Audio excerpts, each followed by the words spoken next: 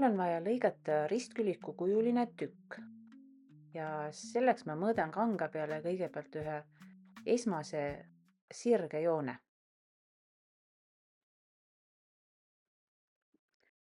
ja sellest joonest hakkavad kõik teised jooned lähtuma.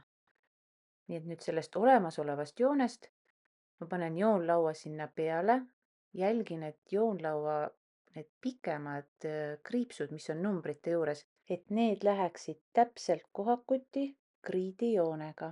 Ja nüüd tõmban uue joone. Mul on nüüd täisnurga all tekitatud need 2 joont. Ja jälle, kui ma tahan nüüd 3. joont tõmmata, siis panen jälle joonlaua jooned panen oma kangajoonega kokku ja mõõdan vajaliku pikkuse.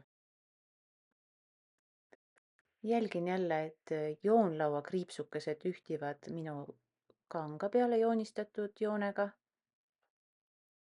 Samamoodi siit altpoolt.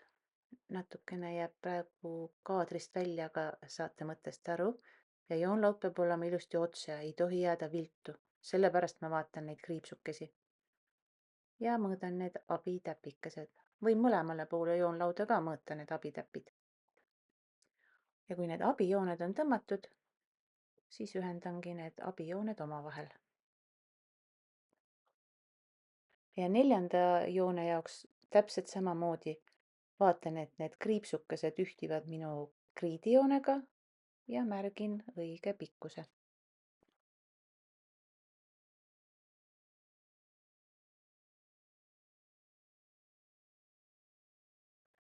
Kui mul on 2 abitäppi, siis võin olla kindel, et ma tõmban sirge joone. Kui ma teen ainult ühe abitäpi, siis võib mu joonlaud nihkuda 1 sentimeetri võrra ülespoole või allapoole ja enam ei tule õiges mõõdus kangatükk. Kui ma tahan nüüd teha sellist väikest ruudukujulist tükki siia kanga nurka, mis on 9 × 9 sentimeetrit, siis jälle panen oma joonlaua ilusti paika. Mulle meeldib kasutada neid numbrite juures olevaid kriipsusid. See aitab mul joonlaua ilusti paika sättida, mitte ei jää sedasi viltu, nagu ma korraks näitasin. Ja nüüd, kuna ma tahan 9 sentimeetrist tükki, siis ma pean 10 sentimeetri juurde tegema väikese täpi. Nii, kui üks täpp on tehtud, siis pean teise abitäppi endale mõõtma. Nii et ma nihutan joonlauda natuke edasi, jälgin jälle joonlaua kriipsusid, vaatan, kus mu 10 sentimeetrit on ja teen abitäpi. Ja nüüd ühendan need 2 joont omavahel ja saan jälle täisnurga all ilusa sirge joone. Nüüd on vaja siis see 4. külg ka mõõta. Ja ikka kasutan sama meetodit, et mul on vaja moodustada sinna 2 abipunktikest või täpikest. Nii et alustan siis sirgest servast, joonlaud paika. Ja kui ma ei kasuta joonlaua kõige ülemist otsa ehk et 0, siis pean arvestama, et mõõdan natuke suurema selle tüki.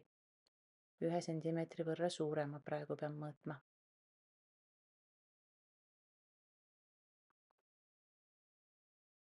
Jälle 2 abitäppi on tehtud ja olen kindel, et saan teha sirge joone.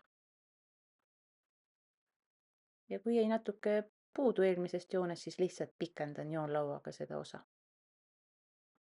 Ja nüüd kontrollin üle, kas mul on 9 × 9 sentimeetrit, see väike ruuduke, mis mul on vaja. Tundub, et on.